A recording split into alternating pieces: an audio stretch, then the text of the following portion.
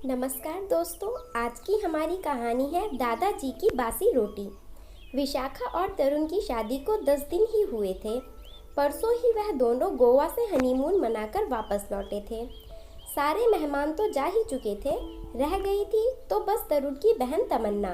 वह भी कल अपने पति के साथ बेंगलुरु चली जाएगी। नीतू जी ने कल ही रात को विशाखा को कह दिया, बहुत उठा ली मैंने जिम्मेदारी, अब किचन और घर तुम संभालो। घबराहट के मारे विशाखा को रात में ठीक से नींद ही नहीं आई। वैसे तो उसे घर का और किचन का थोड़ा बहुत काम आता था, पर वह अभी पूरी तरह परफेक्ट नहीं थी।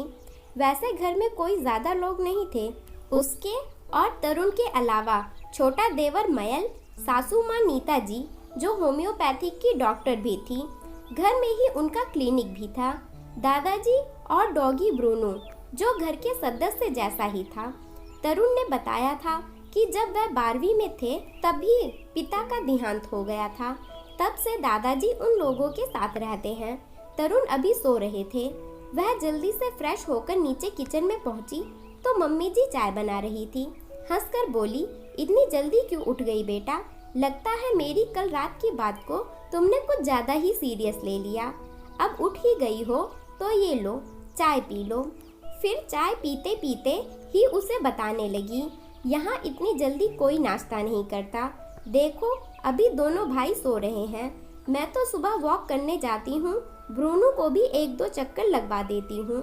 उसके बाद अपनी और पापा जी की चाय बना लेती हूँ। इन दोनों का तो पता ही नहीं कि कब तक उठेंगे, क्या खाएंगे। कभी दोनों जल्दी उठकर जिम चले जाते हैं। मेरे हिसाब का कुछ खाना होता है तो मैं बना देती हूँ, वरना दोनों अपना नाश्ता अपने आप बना लेते हैं। पापा जी सुबह नाश्ता करते नहीं हैं, वह सीधे खाना ही खाते हैं। राधा 10 बजे तक आती है, वह खाना बना देती है। मेरे से तो भाई सुबह जो करवाना है करवा लो, उसके बाद पेशेंट आने शुरू हो गए, फिर मुझे तो टाइम ही नहीं मिलता है। अब तुम आ गई हो तो नाश्ते की जिम्मेदारी तुम संभाल लो। पूछ लेना जिसे जो खाना हो बना लेना। मैं तो ज़्यादातर ओट्स या कॉर्नफ्लेक्स ही खाती हूँ। तुम भी धीरे धीरे सबकी पसंद जान ही जाओगी। और हाँ, रोज़ तो राधा अपने मन से कुछ भी बनाकर रख जाती है।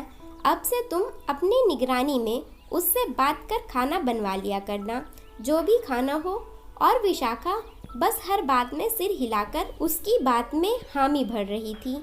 इससे पहले कि वह नाश्ते के बारे में कुछ पूछ पाती, मम्मी जी को किसी का फ़ोन आ गया और वह बाहर बात करने चली गई।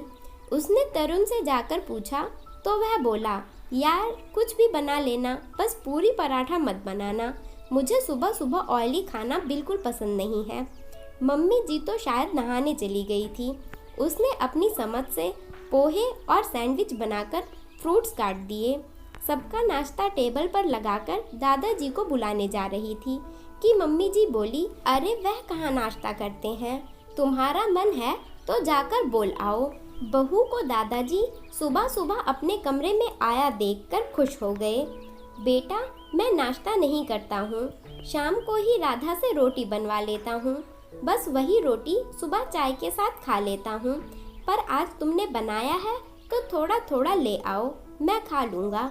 वह जल्दी से उनकी प्लेट लगाकर दे आई। अगले दिन से वह रोज़ सुबह उठकर दादाजी के लिए एक गर्मा गर्म रोटी बना देती और उन्हें चाय के साथ दे आती। दोपहर में भी खुद खाना देने जाती और जब तक वह खाना नहीं खा लेते वहीं उनके पास बैठी रहती। दादाजी खुश रहने लगे थे। इस बात को कुछ ही महीने हुए थे। एक दिन सुबह जब वह दादाजी के लिए रोटी बना रही थी, तभी मम्मी जी ने उसे टोक दिया कि ताजी रोटी बनाने की क्या ज़रूरत है, रखी तो है इतनी सारी रात वाली रोटी, उन्हीं में से दे देती। तुम लोग भी बाहर चले गए थे एक रात को, वैसे भी दादाजी को क्या फ़र्क पड़ता है, उन्हें तो चाय में भिगोकर ही खानी होती है। आज तो तुम हो, जब मायके चली जाओगी तो कौन बनाएगा रोज रोज, इसलिए उनकी आदत मत खराब करो। माफ़ कीजिएगा मम्मी जी, जब घर में सबकी पसंद का नाश्ता बनता है, यहाँ तक कि ब्रूनो का भी, तो फिर दादाजी के लिए बासी रोटी क्यों? मुझे कोई प्रॉब्लम नहीं है, मैं रोज़ सुबह उठ के उनके लिए गर्मा गर्म रोटी बना दिया करूँगी। आप भी प्लीज़ आगे से मुझे मत रोकना, क्योंकि आपकी यह बात मैं मानूंगी नहीं। अभी तो मैं यहीं हूँ, जब कभी कुछ दिनों के लिए कहीं जाऊंगी तो राधा से कह दूंगी और वह सुबह आकर रोटियां बना देगी। क्या हुआ, थोड़े पैसे ही तो और लगेंगे। आगे से अगर रात वाली रोटी बचेगी तो वह मैं खा लिया करूंगी, पर दादाजी को नहीं दूंगी। आप ही बताइए, क्या यह अच्छा लगता है कि हम सब अपने अपने पसंद का नाश्ता करें और घर के सबसे बड़े और बुजुर्ग रोज सुबह बासी रोटी खाएं? और वैसे भी मम्मी जी, बात सिर्फ एक रोटी की नहीं है, दादाजी की अहमियत की है। क्या हम उनके लिए इतना भी नहीं कर सकते? अगर किसी दिन ब्रूनू खाना नहीं खाता तो तरुण दौड़कर उसके लिए चिकन लेने जाते हैं कि नहीं? फिर वह तो हमारे घर के बुजुर्ग हैं। विशाखा की बात बिल्कुल सच थी।